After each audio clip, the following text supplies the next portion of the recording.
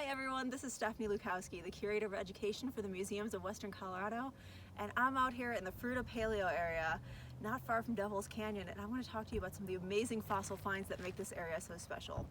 So this area is full of rocks of the Morrison Formation, so around 152 million years old.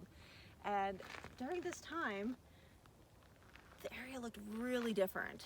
So we didn't have the Rocky Mountains to the east of us. We didn't have the Grand Mesa. None of those had lifted up. And in fact, this area was part of a broad flat basin that was filling up with rivers from mountains that had formed kind of in the Arizona area. And so this area, this Fruita Paleo area, which is just a half square mile, has evidence of 12 different river channels flowing through it.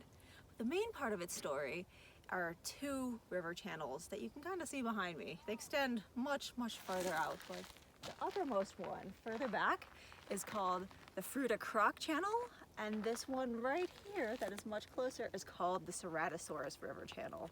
So these channels got named after fossils that have been found in them, and in my hands I'm holding parts of one of my favorite dinosaurs, Ceratosaurus magnicornis.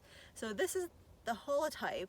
These are actually replicas of the holotype of the Ceratosaurus magnicornis that was found somewhere in this channel behind me. And so it got its name from a gigantic horn that it had on its nose. So this would have been on top of its nose, as well as two horns on either side of its eyes.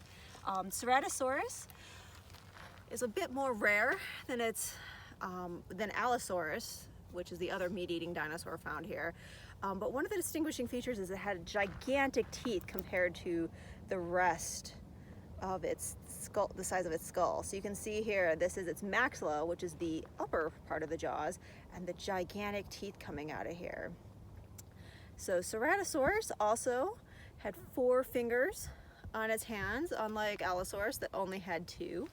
It also had osteoderms running down its back, and osteoderms are skin bones that kind of give it a more reptile-like appearance. It's definitely more common to find its teeth, but here in the Fruita Paleo area, we not only found elements of the skull, but also some parts of its body, and this is one of its femurs.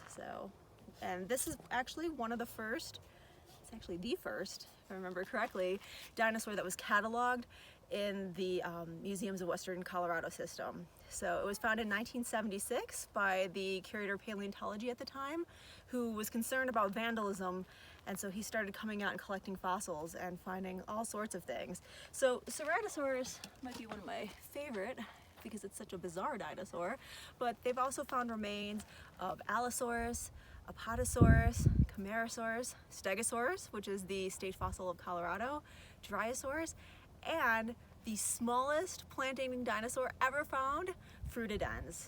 And as you might guess, Fruitidens, that fossil, was first found here, and it gets its name from the town of Fruita.